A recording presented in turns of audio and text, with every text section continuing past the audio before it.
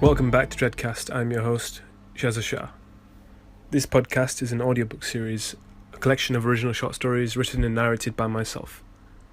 I'm a 20-year-old student from Britain and I write fiction. I'm not affiliated with any company and I don't have a production team. In fact, I use my phone to record and I edit the audio myself.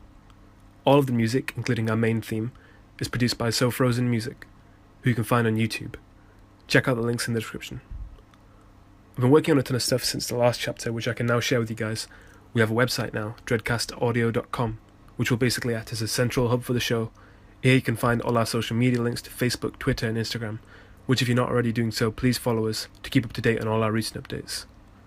On the website you can also find our podcast through YouTube, where we'll always have every episode available. Of course, you can also listen to the show on iTunes, SoundCloud, Stitcher and Player FM. You can also help to support the show if you enjoy it and if you want more episodes more frequently. Consider donating to our Patreon or through PayPal. All details are available on DreadCastAudio.com, where you can also find the shop. You can check out our merchandise, which will also help to support the show. If you'd like to send in stories of real life experiences, fan art, letters, or if you just want to say hi, email us at dreadcastaudio@gmail.com. For business inquiries, email us at info@dreadcastaudio.com. Remember to leave a like or a rating on iTunes, as well as telling your friends to listen. I want to thank everyone for the kind words and the support given for our last chapter. And now, without further ado, our next story. A story about a thief on a train, pursued by police. He pretends to be someone else so he can hide among the passengers, but what dark secrets are they hiding? Will they find out who he really is? Enjoy.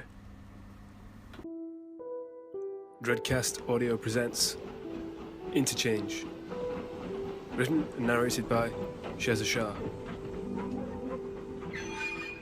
Yeah, okay. It's pretty messed up, I know. Look, I didn't have much of a choice.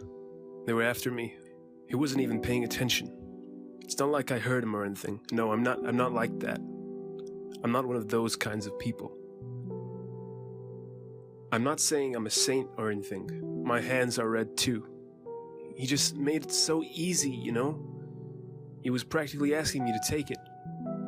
I'd like to say that I don't usually do this sort of thing, but it's become sort of a bad habit. The old man sat there outside the platform gates with his ticket in hand, eyes shut, mouth a little open.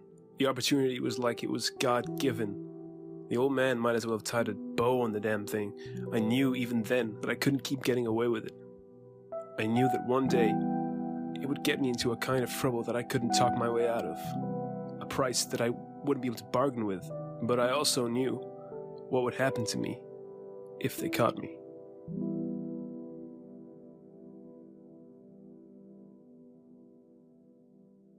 So this whole thing started a few days back, maybe a week. No, even before that. It's all led to this. Let's say I'm not the greatest investor, okay? Yeah, I admit I'm not exactly Richard Branson, okay? A few years back, I put an embarrassing amount of money into this networking, It was a pyramid scheme.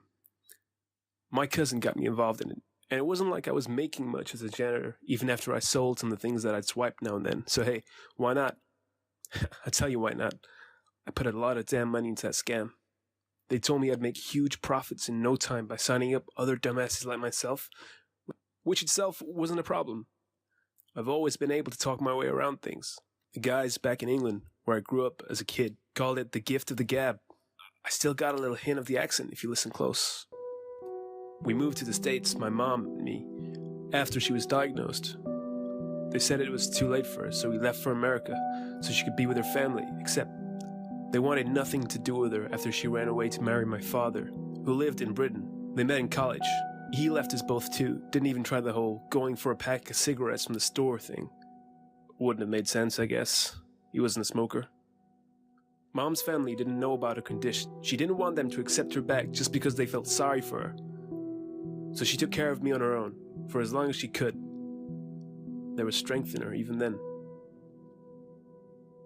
Anyway, I digress. So, I got together some people in my downline who I'd get a cut from. The way it works is you get money from the people under you. The more people under you, the more you make. One problem though. Long story short, the goods we sold were defective. Cheap, shitty electronics. When our buyers found out, and to no one's surprise, wanted their money back, I went to the guys above me, except there were no guys above me. Not anymore. They were gone. Took the money and ran. Those snake oil salesmen vanished into thin air along with my investments, leaving me with a bunch of angry customers. The thing is, those guys knew what they were doing. They played me. They played us all. Not one trace of them. So I couldn't even prove what they did. Instead, me and a couple of other guys took the fall and had to spend 16 months in the joint. 16 months of my life was stolen from me. When I got out, I didn't have a lot of places or people to turn to. I mean, maybe I could have gone back to that janitor job back at the high school, which I left after my idiot cousin assured me I'd make bank of that scheme. Even if my brand new criminal record didn't screw me out of it, I already had. You'd think the principal would have forgotten my drunken tirade on the warm stool I left on his desk, which fertilized the garden of papers laid there? Yeah, I think that's definitely going to take some time for him to get over. So I met a couple of guys, nice guys, you know? While I was in jail, I mean. If you want to come out of that place whole, you got to get in with the right guys. The first guy, they called him Big K. He had a real mean reputation. On the surface, you wouldn't think that. He looked like a nice guy, big bushy beard, kind of like a cuddly South Asian Santa Claus. But if you so much spoke to him from the side of your neck, or asked him something that rubbed him the wrong way, or maybe he just didn't like the look on your face, let's just say you'd be leaving prison a lot sooner than you thought. Though you wouldn't be going home. You could see the humanity in his eyes just vanish like smoke, replaced with the mist of hunger for violence. Something grew in those eyes. It was like witnessing the conception of wrongdoing, the birth of disregard for man. "Excuse me," he'd say, in a tone that sounded not like he was expecting, but hoping for a reply.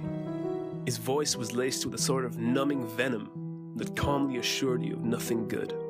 You couldn't help but feel a sort of isolation, as if it were just you and him standing there. What happened next would feel like a jump through time. In the next few seconds, he'd have sunken his yellow, grimy teeth into your jugular, or as close as he could damn well get, like a king cobra leaping from its nest. The other guy was a real stocky fella. The kind of guy you couldn't really just tell whether he was fat or incredibly muscular. But you sure as hell wouldn't want to find out. They called him Lemon, though I have my doubts whether that's his real name. Nobody carries a baby in their womb for 9 months and ends up naming it Lemon.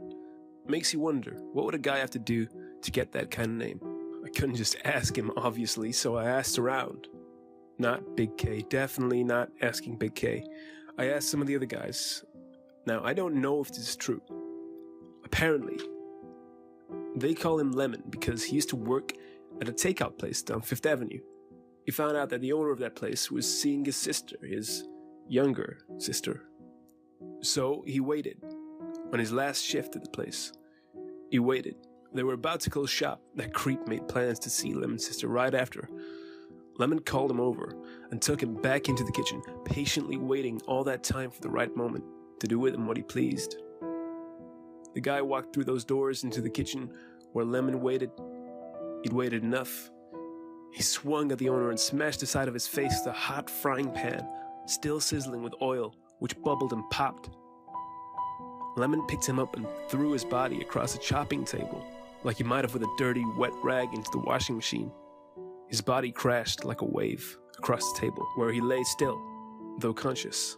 Lemon walked over and held him down with those huge paws of his, grunting and wheezing. His anger, not fatigue, left him slightly out of breath. Then let him go. He walked over to the huge microwave plugged into the wall nearby as the owner tried to recover, shouting for help. His pleas burst into screams as Lemon dropped the microwave onto his groin, pinning him to the table. Lemon grabbed a handful of chopped lemons, fresh from the pile of salad on the table, and squeezed every drop into the owner's eyes before rinsing the pulp through his sockets. The poor guy shrieked and yelled for mercy as a sting of acid sizzled in his corneas. If you ask me, he deserved it. Yeah, you're the boss, but there are certain things you can't take from a man. Every free thief knows that. You take what the mark lets you take. Anything more and you've crossed the line. Take his dignity. You've crossed the line. What? You don't think the owner was a thief? Paying him less than minimum wage, getting away with it because Lemon was an illegal immigrant? What do you call that? We're all goddamn thieves. Some of us are chosen to be punished.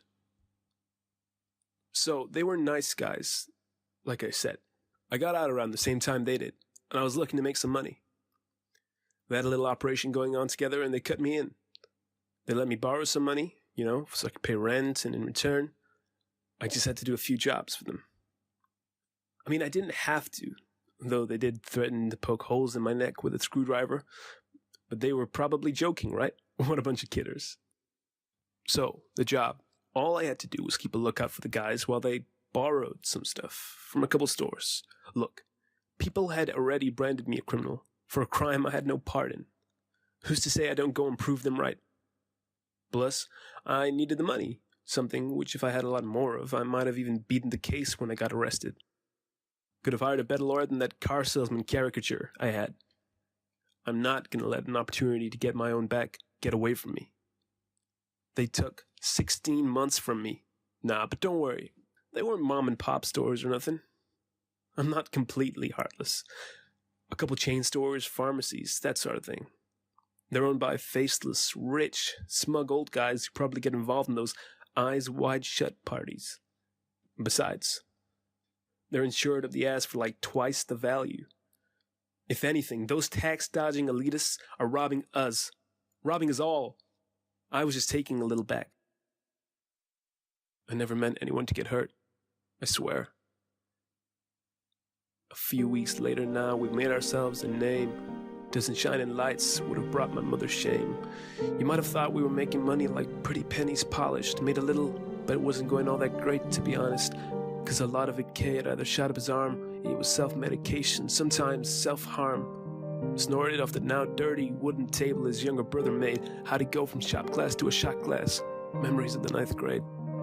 He didn't tell me, but I'd heard about him. On guilty nights, he couldn't sleep without him. Kay's younger brother wasn't around anymore. His time came around that night when he closed the car door. Kay was driving him home. On his way back, a fifth of vodka in his liver burned out on crack. All of his reactions slowed down, but his hand still shook. Do you think a different man would have seen that damn truck? You think a sober hand could have spared the life he took? Trusted from above to look after little K. People talking like two lost sheep were bound astray. He was trusted to be his brother's keeper. His soul was never whole. He was the reaper. Ask what lived in his eyes. It was the fever. It tore him up inside. The cops kept asking him what, where, and why. He didn't want to give any answers. He just watched his little brother die, and he was the reason why. Next few years, he spent them in prison, talked a lot so he wouldn't have to listen. Used to think it's sad to think, but after it all, came home to nothing but sweet alcohol. Drinking to forget what the drink let him do. Don't think the irony was lost on him, he knew. But like I said, our little operation wasn't going so great. We needed the money. Impatient scumbags sure as hell wouldn't wait. What happened until that day, and I'm so damn sorry. It was me, Lemon, and Kay. They had their bag full of toys. We hit up all the stores, trying not to make a noise. We couldn't hit the big places anymore. They plastered our faces in the back of the door. We were sick to our souls without a cure. We didn't have a lot. We wanted a lot more. Ancient remedies and palm readings here let us tell you the future. Late at night, walked in a couple of rats from the sewer. I know I should have said something. When it came down to it, I had nothing. You were in the back, cleaning up shop. Kay saw you. Got mad, pulled out his Glock. Sometimes I wish I would have stopped him. As blood lit the room, The lights stayed dim. Did I know what he was gonna do? If I did, why didn't I make a move? Why? Why didn't you listen to Kay? What did you have to prove? Looking back, I think even Kay must have been scared. You didn't step back, you just stood and stared. You looked right at me like you were printing a copy of my face in your mind. As it came to your time, you dropped to the ground, eyes wide, screaming loud. The worst part was that I just left you there. I took off. I'm sorry. I was just so scared.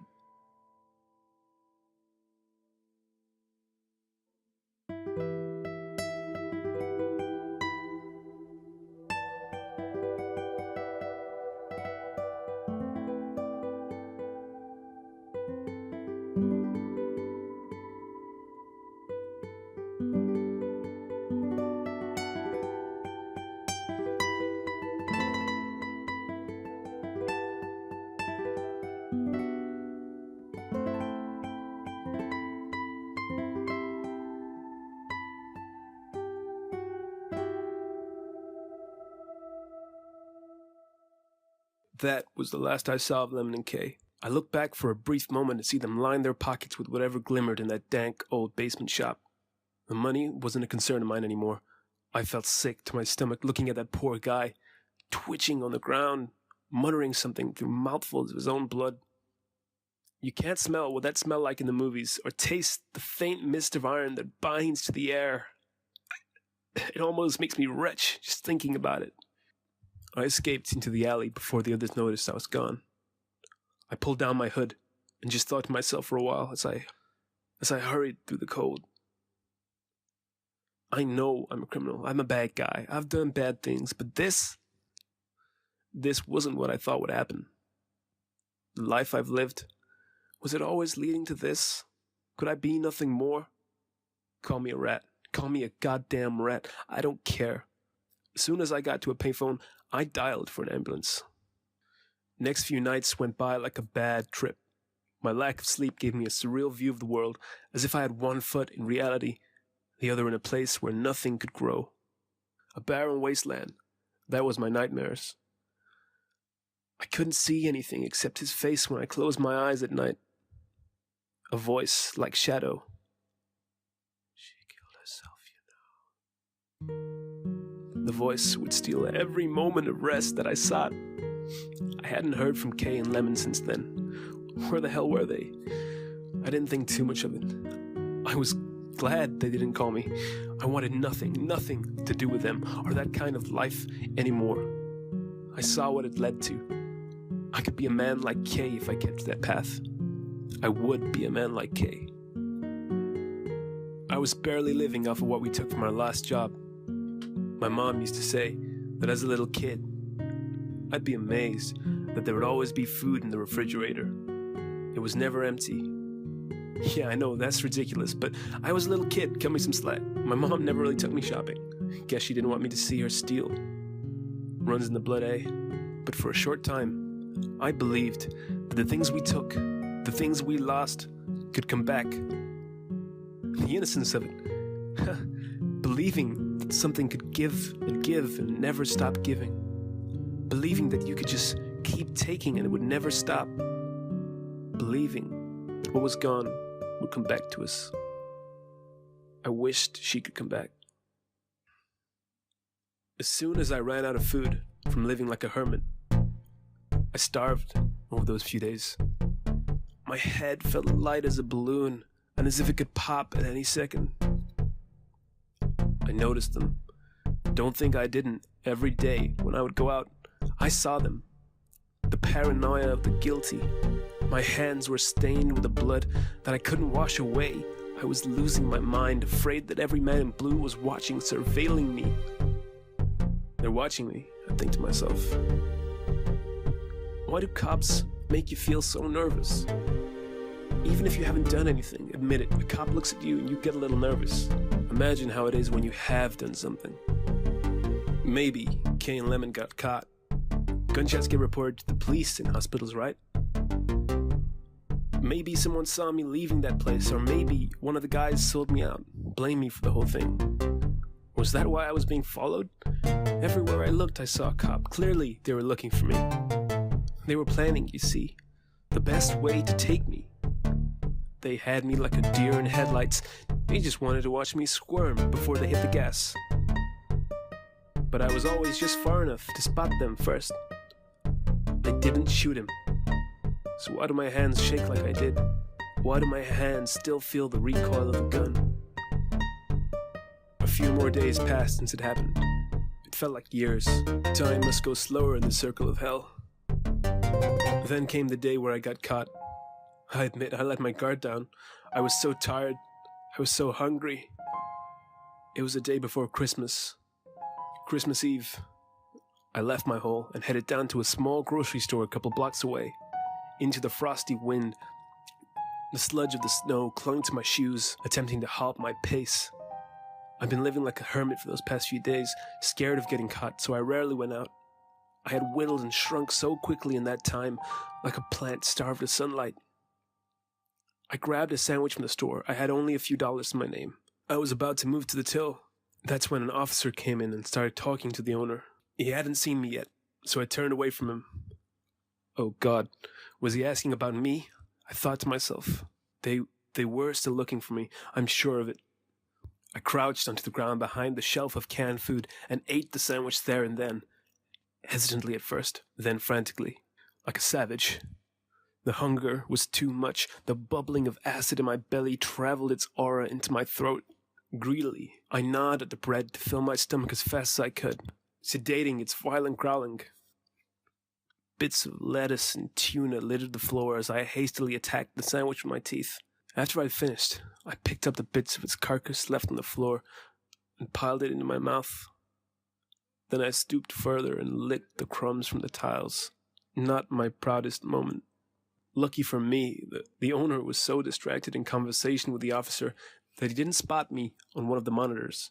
He probably would have thought I'd gone crazy, gone full wild man or something. I got up to leave. I'd spent too long there. I headed for the door, but in my haste, I clumsily bumped into a rack of cheap sunglasses. The officer looked right at me, and I looked back right at him. I didn't waste any time and threw the rack to the ground behind me as I ran as fast as I could, tearing through the snow. Hey, wait! Everywhere I looked, I saw more of them. They were everywhere. They wanted to get me, I'm sure of it. I know they were following me. I sped past the crowds of people trying to lose the cops. I looked back and I saw the same one not far behind, looking for me. I needed to get away. I couldn't go back to the apartment. They'd seen my face. They could have probably figured out where I lived by asking the owner at the store. There was no way back, so I headed forwards. I ran in the only direction that I saw clear of my stalkers, into the sea of people, scattered and clustered around the crossing. I ended up near the old train station. It was the only route I could find away from then. Then I thought this was in my favor. I thought it was my only choice. I knew I had to leave town. I hoped that being so far away from it all would return my sleep to me. I couldn't see any cops around, but I knew they wouldn't be far away. I had to keep going before they caught up. But I couldn't just hop on the train and hide from the ticket vendors when I got on, like I used to when I was a kid. Or my mom couldn't afford to pay for us both. Mom. Back in those days, it wasn't much better, but at least I had her. They had barriers now, at the train station I mean. Before you even got onto the platform, barriers, guarded by staff. I stood in the waiting area by the ticket vendor's office, struggling to think of some way that I could get across. You see, when I bumped into that rack of sunglasses and fell, I must have dropped the money I had in my pocket. Though even if I still had it, I don't think it would have gotten me far enough. I looked around, desperately. I couldn't concentrate hard enough to think of a plan. The cops would be here any moment now. They were going to take me back to prison, and this time I'd be there for a long time. Everything was rushing through my mind like a movie on fast forward, skipping to the climax where it all goes wrong. And it didn't help that this old guy was snoring like an elephant. I looked over at him. He was sat there with his ticket in his hand, snoring away. He was snoring. I didn't need a plan. This guy was literally asleep. I could just take his ticket and leave. I know, he was wrong. But he was asleep. He probably would have missed the train anyway. Nobody else was paying him any attention. I walked over, keeping one eye on him and one on everyone else. He was sat there with his mouth gaping open, his warm breath marking the cold air, wheezing and snoring in his deep sleep, a sleep that I envied sorely. His arms were folded around his body, one hand loosely held, to my fortune, a ticket. Might as well call me Charlie, 'cause that damn thing was golden to me. My ticket away from this mess. I stood by him, keeping my ears tuned to his breathing, my back to him, and watched for anyone who might see me. When I was sure, I slipped the ticket from his fingers and briskly headed for the gate. I glanced down at the ticket as I walked up to the gate. Leonard John Adams, Cabin 5A, Platform 4, 1632, Greenford Interchange. Greenford? I'd never heard of that place. Must have been quite far away. Perfect. That's exactly what I needed. One of the guys working there looked at me, waiting for me to show him my ticket. Leonard's ticket. For all he cared, I was Leonard John Adams. I showed him my ticket and walked anxiously past him. I looked up at a nearby clock to check the time. 16:30. Oh shit, I better hurry to the platform, or I'll miss the train, I thought. I climbed the stairs fast enough to get there in time. just in time. I reached platform 4 and looked in awe at what stood before me. I had never seen this kind of train before, not in person at least. Believe me, this train had come out of nowhere. Never had I even seen it here before. It was like one of those old-fashioned locomotives. The kind you might expect to take you to Hogwarts or something, but smaller. It was smaller, not to mention uglier, and a little beat up, like a wounded remnant from a war. "Hurry up now, sir, we got a deadline to meet, and we can't wait here all day. Come along." An attendant ushered me in. I was the last one. The train's doors closed, and the engine geared itself for the voyage. Once more I glanced at my ticket and read those words. Cabin 5A, 5A, 5A. I made my way along the train as it jittered and rustled. That classic pattern wallpaper you see in old hotel rooms plastered the walls. A little torn. And there was music. Yeah, music. It was a little strange, really. It felt a little abnormal. A little Christmassy, though kind of alien, sinister in some way. Whatever it was, it left me a little uneasy. Cabin 5A. The sliding door was shut. I grabbed it with both hands and tugged. It seemed to be stuck. I put in more strength until it finally gave and swung across the side where it banged loudly at its edge.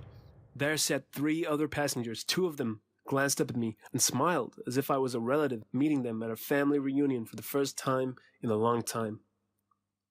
The third was wrapped in a blanket, didn't make a move, was probably asleep. Leonard, we were wondering when you were going to show up. Made it bloody close, didn't you? The train almost left you behind. One of them greeted me. He was old, and his accent gave him away as a Brit. Not that he was hiding it. He was dressed quite differently. A blackish purple velvet suit that looked like it was from some sort of Victorian aristocrat's wardrobe, pulled through time along with the train. He was expecting Leonard, and for some reason he thought I was him. He must never have met him before. What are the chances of that? Yeah, I guess I was just running a little late. You know how the traffic is in this place. Actually, we don't. We only recently got here. The other day, in fact, we were waiting on our friend to finish the project before we all met up together. Yeah, okay, I see. I need to be more confident if he's going to believe I'm Leonard. Shouldn't be too hard. I've always had to pretend to be someone else at one point or another, haven't we all? To fit the mold, how far have we gone to be looked upon as one of the gang? When they say everybody's special, what they mean is nobody is, and damn you for trying to be. Why can't you be like the rest of us? What makes you better? Be yourself, but don't be better than the rest of us. I've rarely been myself. I can be Leonard. Besides, I have the gift of the gab, remember? I glanced at the other man. He was younger, though older than me, dressed in a suit that wasn't too flashy but spoke loudly about his wealth. He waved his hand to the empty seat across him, asking me to sit. "Oh, yeah, thanks." A short moment of silence passed. "So, Lenny, do you mind if I call you Lenny?" No, actually, I prefer you do. That's what everyone calls me," I responded. Of course." He nodded at the other man. "He prefers Lenny." Okay, that was a little odd. "Oh, forgive us, Lenny. We've been awfully rude. I'm Harry, and this is Baron." "Nice to meet you, Leonard." Yeah, quite, nice to meet you both. I've been meaning to see you guys. I was looking forward to it, actually. Should I change the way I talk? What kind of person is Leonard? Is he like them?" "Brilliant. I, too, was quite excited to finally meet you, Lenny. I've heard a lot about you. Now, Baron and I were just going over some of the details. I'm sure your cousin prepared you adequately on the topic. He'll be joining us in a short while, at the risk of boring you. Shall I continue?" "Oh, no, please, go ahead. I really don't mind." Harry looked again, directly into the retina of my eyes. I looked back without flinching. My eyes would not betray me.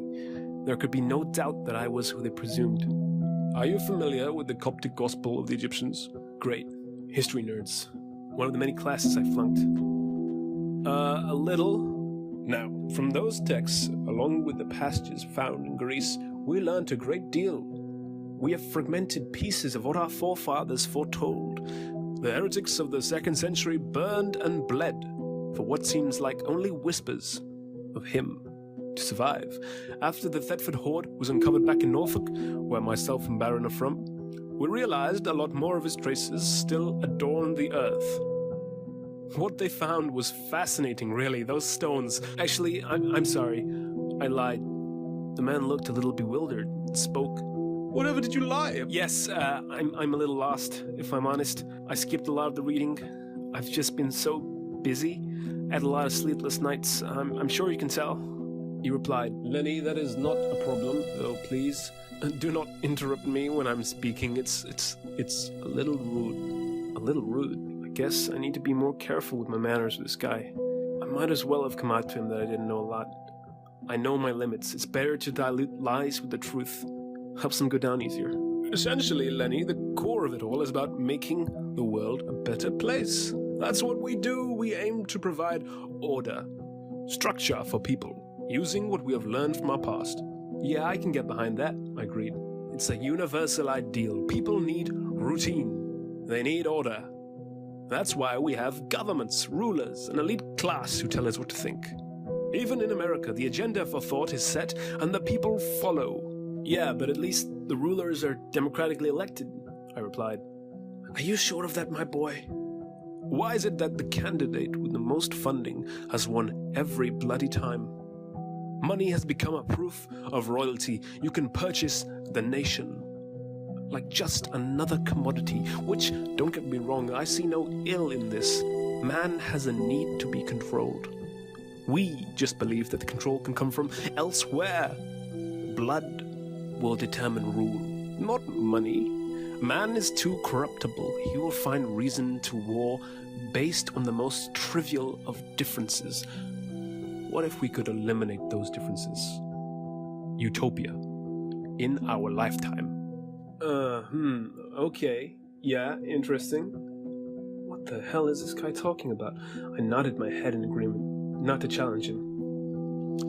So, as I was saying, we found the stones of Abraxas. He was what gave our forefathers order in that forgotten age.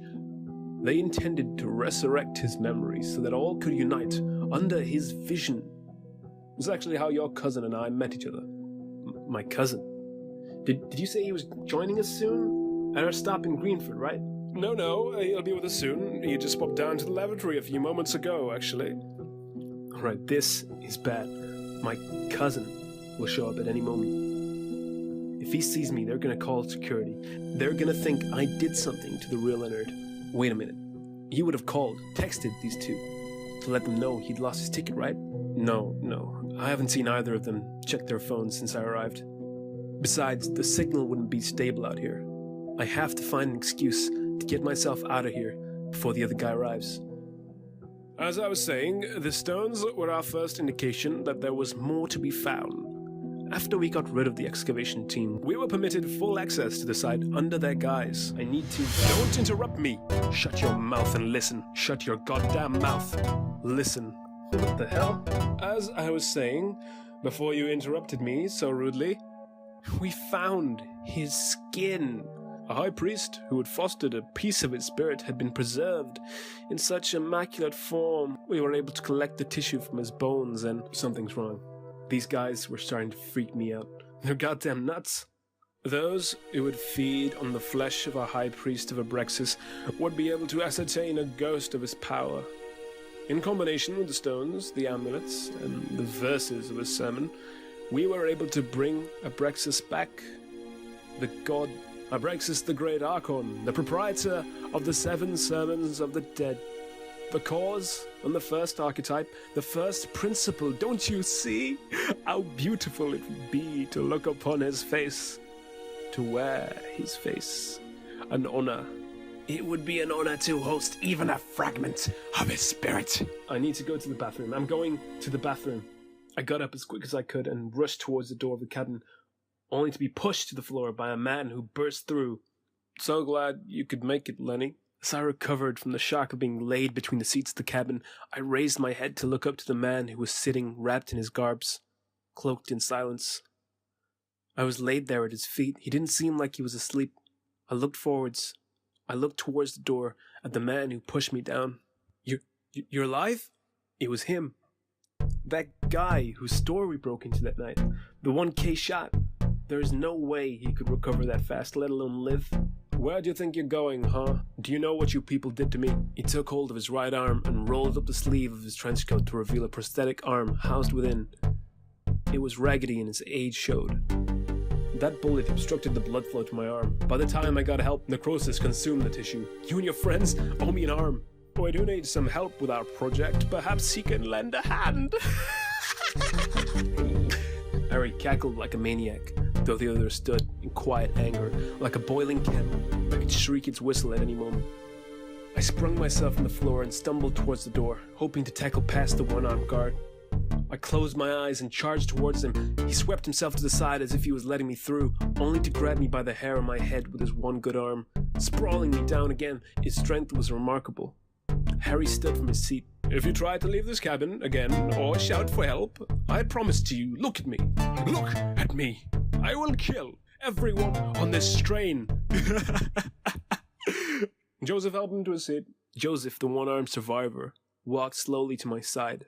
Once standing by me, he dug his prosthetic hand into my mouth, planting it like a shovel. I struggled not to choke, pushing it away with my tongue and trying to avert it with my hands, but he just pushed it further and further. I bit hard to try and break off the hook-like fingers. He dragged me near to the seat opposite Harry, then reached for me with his other hand and pulled me to the seat again by my hair. I gasped for air as he took the hand from my mouth. Look, it wasn't even me, okay? I didn't shoot you. I didn't even want to... Boo! Joseph pummeled me across the face with his good hand. He used his good hand because he wanted to feel my nose break under the pressure of his fist. He wanted to feel me bleed, to feel me shudder after each hit. As I recovered, I shook like a junkie before his next high. It was a surge of adrenaline, like dark, twisted ecstasy. After each hit, I begged for a chance to speak through slurred words, but he wasn't here to listen. All right, Joseph, that's enough. We don't want to damage the vessel permanently. Joseph raised his hand away from me. It was dressed with my blood and a little of his. The swelling made it look like a beating heart, lacerated and failing with each beat. Joseph sat down on the seats across mine next to Baron. Directly opposite me sat the sleeping stranger. To his right sat Baron. To his left, there was Harry. I noticed that Harry was holding the stranger's hand. In fact, the stranger now looked as if he was sitting up. He was moving slightly, as if heaving through heavy breath, wandering in a wind that the rest of us could not feel. His cloak covered all except the hand that was held by Harry's. It was thin and grey, laced with black lines for veins that branched across it. His nails looked like they had been removed, though fragments remained. The sloppiness told me it had been done to him, by force. Those few days after the incident, I did a little research on the place we robbed. Why? I don't know. To torture myself? To find some dirt on the guy so I'd feel better? Maybe. The place was one of those voodoo stores, you know? Like where you go for palm readings and all that crystal ball shit. Just another scammer if you ask me. But that didn't make me feel any better. I rang every hospital, you know? Every hospital within distance of that place, but nobody came in matching his description. What little I could find of him online told me he used to be a history professor who got fired after allegations of some controversial views about race and eugenics. We know who you are. There is no Leonard. Those men following you, they were one of us. Led you right where we wanted you. That man at the station, he was one of us. He saw you coming, propped up the ticket for you to take. So foolish to believe that circumstance would offer you remorse. We knew you would take it, for it is in your nature, is it not, to thieve? You know, in ancient times, they would cut off the hand of a thief. But we know that the hand of the thief is but one of its tools. There is something far more valuable for the thief. It is his tongue. The tongue of a thief can convince even others to act as the hand. The lies he will tell to protect himself, the tales he will craft to distort a false reality that favors him. I didn't shoot him. I didn't want to rob that store, I swear. I thought it was going to be some franchise multiple. Baron, hold him. I looked to the door and a shout escaped my pulp-like lips, though it was strained. Help me, please! Baron dove towards me and covered my mouth with his hands. The leather of his gloves felt nice at first. The cool touch of it calmed the heat of my face. He wrapped himself around me strategically. It was effortless. as if he'd been trained. It was quiet. Harry was stood by the sliding door, pressing his back to it, with his ear leaned against it, listening. Had someone heard me? Or were they coming to save me? I bit down hard, very hard, on Baron's hand. My teeth cut through his gloves and dug into his hand. No reaction from him. I grinded my teeth across his hand. There was blood, but I couldn't be sure if it was his or my own. He was calm throughout it. The door shook. Someone was coming in. The door slid across Harry's back. Is everything okay? And the attendant walked in and paused as he looked at me. My widened eyes crowned by tense, raised eyebrows. A look of pure desperation. Harry slid a blade from under his wrist. It crept through the bottom of the man's jaw, through his tongue into the roof of his mouth. Locking his mouth shut, he convulsed and shook like a fish out of water. Harry pulled the door shut behind him. You see, this is what happens when you get others involved in our affairs. Please, tempt me further. Harry threw the man to the floor as he slowly bled to death in front of me. Baron wasted no time. He ushered Henry to a black duffel bag by where they were sat. Harry smiled and limped towards it. He had a limp. I hadn't noticed before. He pulled out some duct tape and an opaque jar. I want to make it clear. Your lies are poison upon our ears. Why do you attempt to poison us? Have we not been courteous guests? He opened the jar. Now, close your eyes. Baron pulled open my jaw and Harry threw the contents in my face and into my mouth. Baron quickly squeezed my jaw shut and taped my mouth. What's the matter? Too spicy? Family recipes can often be so difficult to recreate. It never tastes like what Mother used to make. My face bled red as the mouthful of spices burned like crackling embers. Now, where were we? Ah, that's right, yes. Now, you see, when you involve others, they become part of our narrative by association. They share the blame, as do you. No, actually, this is a good thing. This is a good thing. Abraxas could be hungry after changing bodies, while keeping his plate warm. Through watered eyes, I looked to the corner of the room. The poor man was being dragged there by Joseph. He was propped to sit in the corner like a children's toy, his head drooping downwards. When it was clear I would otherwise choke to death, Baron let go of me. I ripped off the tape in my mouth, taking some broken skin with it. I spat out the spice and retched. Baron sat nearby and I didn't dare to take a leap for the door again. When he said he'd shoot everyone on the train, I thought of the families sat there, on their way home for Christmas. The kids. And I believed he could do it. I had faith in this devil. It's time you were reacquainted. Harry pulled apart the shawl of the cloaked stranger, unveiling his face. It was Kay. His face painted with a smile strained onto it, as if it had been carved into him like a pumpkin on Halloween. There was nothing in his eyes, no trace of anything, just blackness. Like crude oil leaking from his eyes, the smile deconstructed to a light frown, and his eyes widened to a glare in my direction. What the hell have you done? What have you done to him? Yes, I admit, it's not very pretty to look at, but that's his own fault. You see, the process is not perfect. Not yet. I longed for the honor to house the Grey Gorgon, and for a moment, I did, though my body was not enough. He unbuttoned his jacket and took off his sweater. Then he started to unbutton his shirt to reveal his belly. It was corroded. Like it had been bathed with acid, it looked like minced meat. You see, as Abraxas cannot sustain himself, he begins to eat away at the host. By the time we realized this, he left me broken. It requires a young, healthy body that can satiate and withstand his hunger. It's a great honor.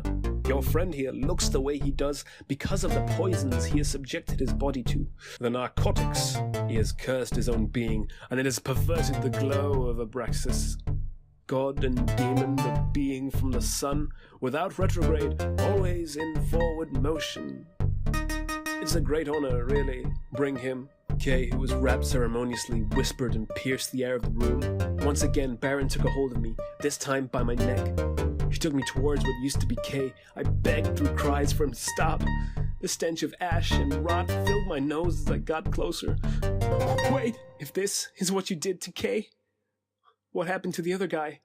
Lemon, is he like this, too? I asked the room. You see, Abraxas consumed him when he awoke in this fellow's body. Lemon? How does a man get that name, I wonder? Really, you must tell me. It sounds like quite a story. Abraxas. Did he taste like lemon to you?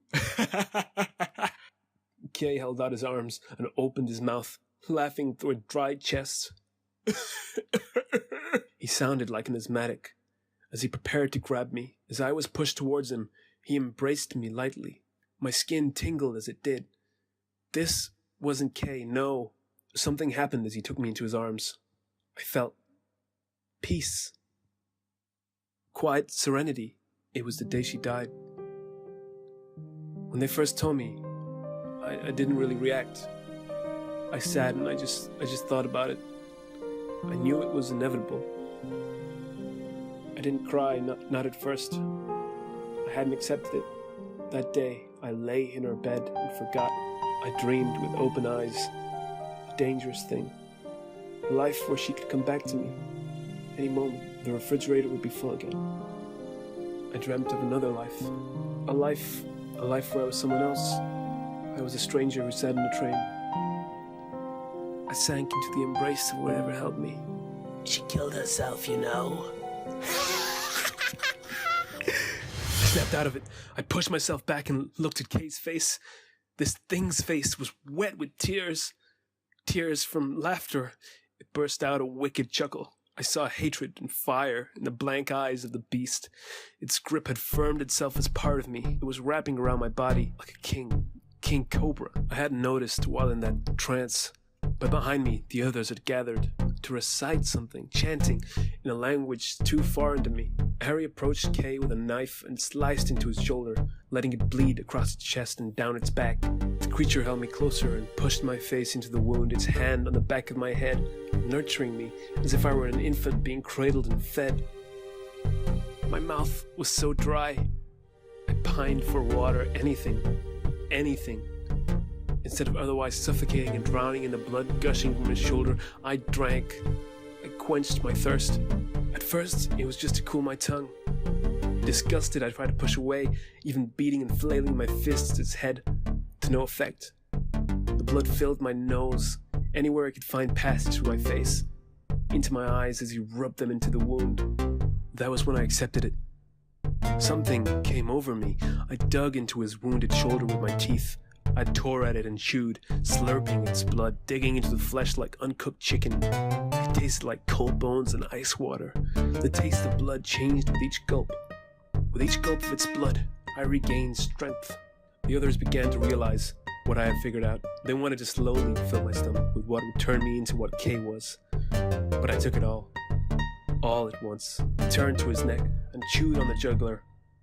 The bliss of red rain running into the sandy plains of my throat. I realized that the strength they was giving me could become the thing that could save me. They pulled at me, trying to take me away from what I've needed all my life. I was in control. Baron cocked his gun and pointed it at my head. Careful! You can't kill him. He is the vessel. The only stone we had went into this ghost of our lord. I jumped back from Kay's corpse. Baron stumbled and fell back. I took my chance and ran for the door, pulling it back and darting into the corridor. Harry took Baron's gun and followed my exit. Standing in the corridor, I stopped a few meters away from him and turned to look back at him, dripping in red. Come back now, or I will kill everyone on this train. There are children on this train, boy. Families. I stood in silence, heaving silently. I turned away from him. You have forced my hand, boy. There's an emergency. Everyone, leave your cabins. I ran down the corridor and looked for the exit. Merry Christmas. Screams ran behind me. The further I got, they seemed to catch up. I heard bodies fall, children cry. My heart dropped with each roar of Harry's gun, but I couldn't stop running.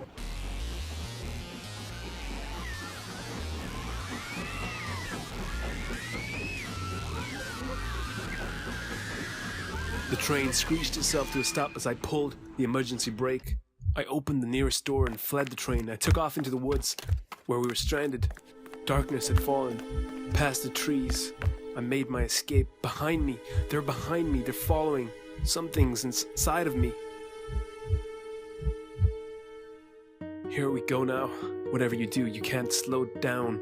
Find a road and head back to town. Dancing in the trees, lunacy. I leave behind me flowers of red. They won't find me living, rather dead. I swear I won't let them take me. My head full of knives, symptoms of crimes, running out of time. Drums of death fading away. Drums in my chest, beating away.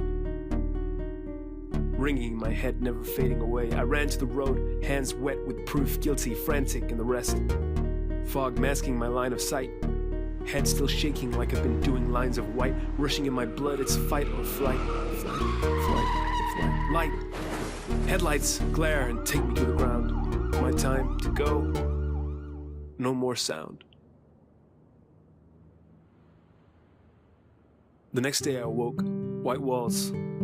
What was that smell? I was in a hospital bed. Tubes in my arms, plugged to the mains, a ghost in the shell. Ah, you're awake. Please, don't get up. You were in a car accident. Someone brought you in. Drove you here themselves. Didn't even wait for an ambulance, which is good. Who knows what kind of state you'd be in now if she waited. It was that bad? I replied to the man. No, actually, there's more to it. There was a kind of poison in your blood. Now, I need to ask you some questions about your drug history. I'll be right back with some forms. As soon as he left the room, I unplugged myself and stood from the bed. That ringing in my head was gone. Poison? Yeah, it makes sense. Those crazy freaks were going on and on about demons and possession, when it was just poison. All that weird shit, the black eyes, it was a reaction to poison. That strength? I was so worked up, that was probably the adrenaline. Demons. There's no such thing, right? Right? I needed to borrow some clothes. They probably threw mine away. They were drenched. There was another man in my room. Old. He was really old. His skin looked like a mask you could just peel off. Like it would tear so easily. I looked in his wardrobe and took out some of his clothes and put them on. He looked at me. The ringing came back. It was louder. I had to leave. My stomach rumbled and ached. Why was I so hungry? What was he, 90? Look at that poor guy. Terminal. I would know. He's suffering alive. I grabbed the pillow on my bed. Why won't you just shut up? I left the room when it was quiet. I headed across the hall, down the elevator, and outside the front entrance. It was time to go home.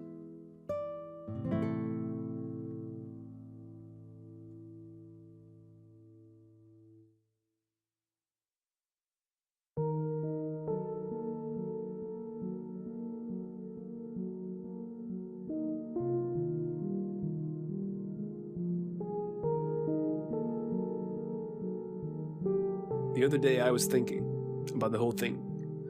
What kind of man could be taken by devils? What kind of man would give himself to them? Those guys must have been deluded. There's no such thing as demons, or devils, for that matter. I'm still me. There's nothing inside of me. Though I've noticed things, and it really worries me. I was sitting on a train the other day, and there was a woman with a baby. It was crying, screeching, and shrieking when it took sight of me. It couldn't stand to look at me without screaming. Even the damn dog that was sat on the floor barked at me, like it was afraid. Afraid of what? God damn it, there's nothing wrong with me. It made me so angry. That blasted screaming ringing in my ear again. I couldn't stand it. The ringing. I wanted to walk over there and tear its goddamn head off. Everyone was staring at me, like I was doing something wrong. Like I had blood on my hands. I wanted to tear out their eyes, drink straight from their sockets. Sometimes I feel so thirsty. But come on, everybody feels that way sometimes, right? Channel 5 News. Reports are now coming in regarding the Christmas Eve train massacre that took place last night. 15 have now been confirmed dead at the scene of the crime, primarily from gunshot wounds. The train was headed to Greenford Interchange. Police are investigating a suspect who had been involved in a car accident in the vicinity of the massacre. At Northley General Hospital, an elderly man, Robert Price, had been discovered to have been suffocated by the man involved in the car accident, who had been admitted for recovery in the same room. From surveillance footage, we have identified his face, though so far he has not been located. Please, if you see this man, contact the authorities. Do not approach him. Now, back to you, Tom.